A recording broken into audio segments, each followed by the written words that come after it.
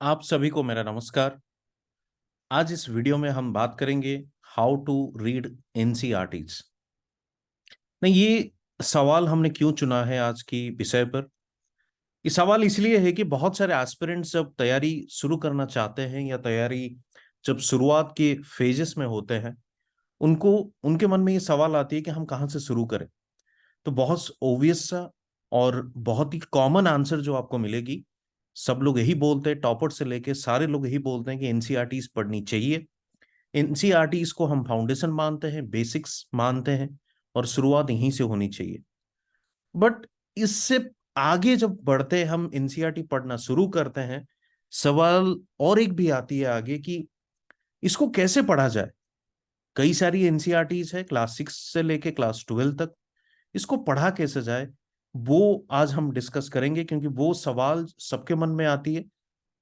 दूसरी एक प्रश्न पर आज हम बात करेंगे। जो दूसरी प्रश्न है वो ये है कि क्या हम एनसीईआरटी से नोट्स भी बनाना चाहिए या नोट्स बनाना बहुत जरूरी है, उसके ऊपर भी आज हम चर्चा करेंगे।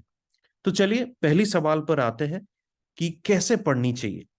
जब कैसे पढ़नी चाहिए की बात आती है, तब दो तरीके से है। एक तो बहुत ही कन्वेंशनल तरीके से है जो हम लोग स्कूल डेज में पढ़ते हुए आ रहे हैं कि सिक्स क्लास की एनसीईआरटीज पढ़ ली, देन सेवेंथ की पढ़ ली, देन एट्थ की पढ़ ली। इस तरह से हम, एक तो ये तरीका है पढ़ने का, वो हम पढ़ सकते हैं। एक दूसरे तरीका भी है जो थोड़ा बहुत लोग, कुछ लोग या very few percentage people they do follow that kind of study. जैसे सिक्स की ज्योग्राफी उन्होंने उठाया, उसको कवर कर लिया, फिर सेवेंथ की ज्योग्राफी, फिर एट्थ की ज्योग्राफी, इस तरह से। बट आज जिस मेथोडोलॉजी के बारे में हम बात करेंगे वो थोड़ा सा यूनिक है, और शायद बहुत ही कम, वेरी फ्यू परसेंटेज हो सकता है उस मेथोडोलॉजी को फॉलो करें। बट माइंड इट, जो उस तरीके को फॉलो किया है वो जरूर सक्सेसफुल रहा है।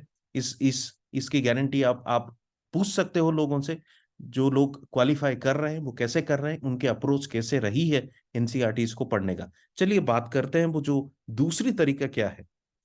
जैसे मैंने आपको बताया कि कन्वेंशनल तरीका तो वो क्लास वाइज हो गई, सिक्स क्लास पढ़ लिया फिर सेवेंथ क्लास।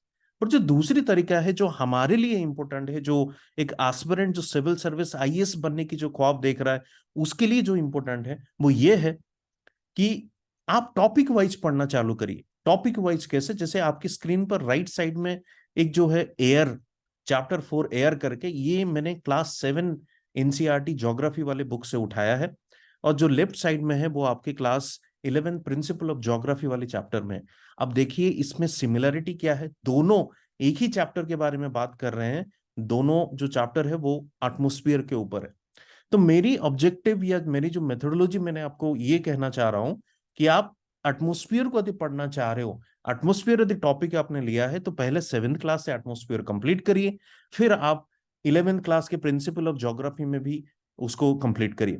जैसे इससे फायदा क्या होता है, जो सिक्स क्लास सेवेंथ क्लास जिस तरह से कन्वेंशनल तरीके से आप पढ़ते हो, तो उसमें कोई इंटरलिंकेजेस नहीं होती है। आप कनेक्टिविटी कहीं ना कहीं आप खो देते हो, कनेक्टिविटी ब्रेक हो जाती है आपकी। वो जो जैसे होता है ना एनालिसिस होती है, वो कहीं ना कहीं आप खो देते हो। बट इस तरीके से जो टॉपिक वाइज पढ़ते हो वो आपको जरूर रिवार्डिंग होगी, आपको वो रिवार्ड देगी। आप इंटरकनेक्टिंग एस्टेब्लिश कर सकते हो, कॉन्सेप्ट को एनालिसिस कर सकते हो, कॉन्सेप्ट के बीच में लिंकेजेस एस्टेब्लिश कर सकते हो।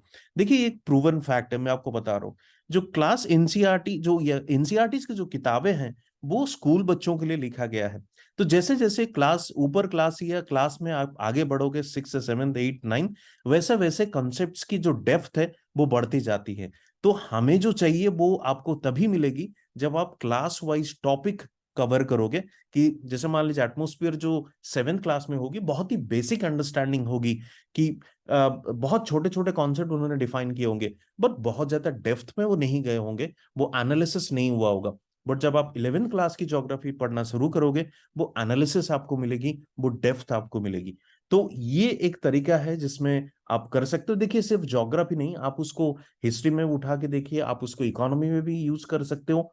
जहां जहां ये फॉर्मूला आपकी मैच होती है, आप उसको यूज कर सकते हो। पहले तो टॉपिक फाइंड आउट कर लीजिए और बुक्स में मैच करके देख लीजिए कौन सी चैप्टर के, कौन सी क्लास की इस बुक में ये चैप्टर है, उसको आप मैच करके पढ़ना चालू कर दीजिए। तो इससे क्या होगा, टॉपिक वाइज जैसे जैसे आप पढ़ते जाओगे, understanding, depth of knowledge, clarity, conceptual analysis, सब आप कर पाओगे।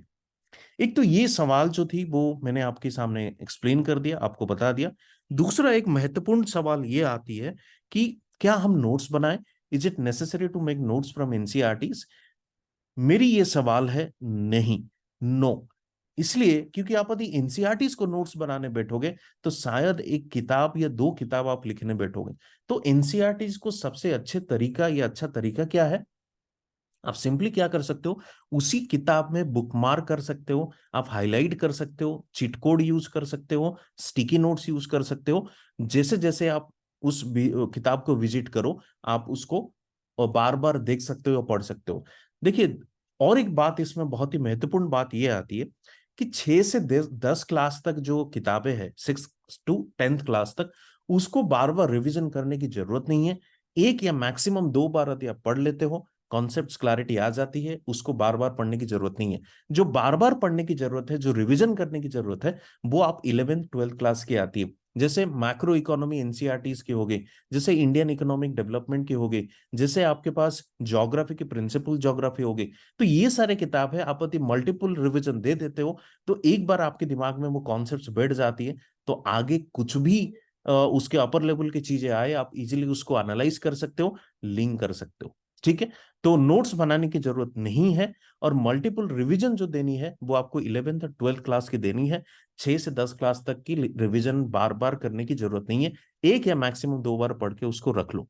नोट्स की जहां तक बात है, जैसे मैंने बताया, आपको करने की जरूरत नहीं है। आप उसमें हाईलाइट करो, आप उसमें स्टिकी नोट्स यूज करो, क्योंकि नोट्स जो मेन रेफरेंस बुक है उसको यदि आपको करना चाहते हैं आप कर सकते हैं। वो एक सेपरेट वीडियो में हम बात करेंगे नोट्स कैसे बनानी है। बट एनसीईआरटीज को लेके जो मेरा ओपिनियन है, वो नोट्स मत बनाइए, उसी चीज को बार बार पढ़िए, चीजें क्लियर हो जाएगी, आपको याद भी हो जाएगी। तो आज की वीडियो के लिए इतना ही। आप कमेंट सेक्शन में बताइए आपको वीडियो कैसा लगा, और इस तरह से और भी वीडियो आप देखना चाह रहे हैं, सुनना चाह रहे हैं, आप जरूर बिल्कुल बताइए कि किस किस किस कॉन्टेक्स्ट में आप चाह रहे हो, कि कौन सी डाउट है आपकी, कौन सी क्वेरी है, so that we can make videos. And like this, subscribe and share with your friends. Thank you.